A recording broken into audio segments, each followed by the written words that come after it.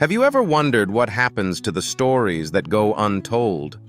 The tales that whisper in the darkest corners of abandoned libraries, waiting for someone, brave or foolish, enough to read them. Let me tell you about Sarah.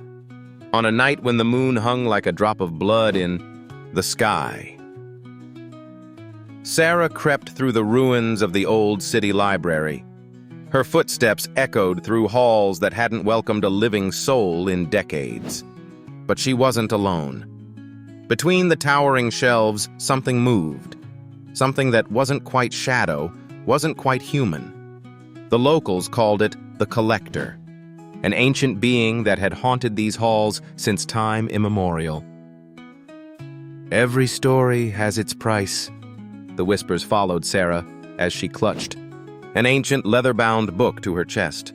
Her heart pounded against its worn cover, each beat a reminder of her desperate mission. You see, 3 nights ago, Sarah had found a book.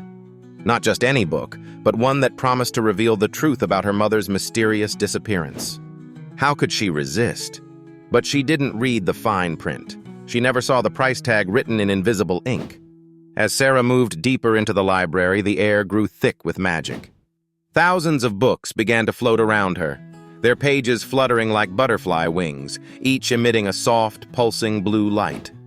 It would have been beautiful if it wasn't so terrifying. "Just need to return it," Sarah whispered to herself, "before they find me." The floating books suddenly froze. Pages stopped mid-flutter. The silence that followed was deafening. "Too late, child!" The voice came from everywhere and nowhere. Sarah spun around, and there it stood, the Collector.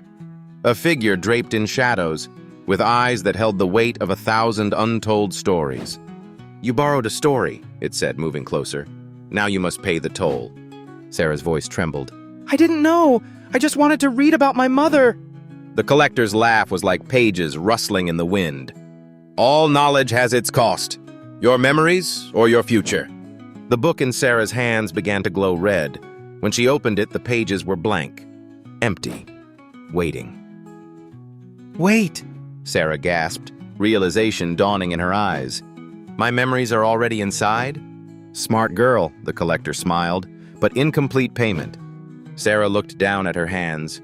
They were becoming transparent, dissolving into glowing letters that swirled through the air like fireflies. "I'm becoming part of the story," she whispered, understanding at last.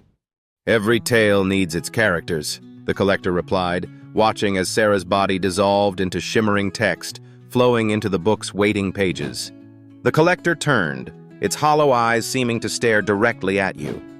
"Care to borrow a story?" They say the old city library still stands, its doors always unlocked, waiting for new readers. But remember, some books don't just tell stories. Some books read you, and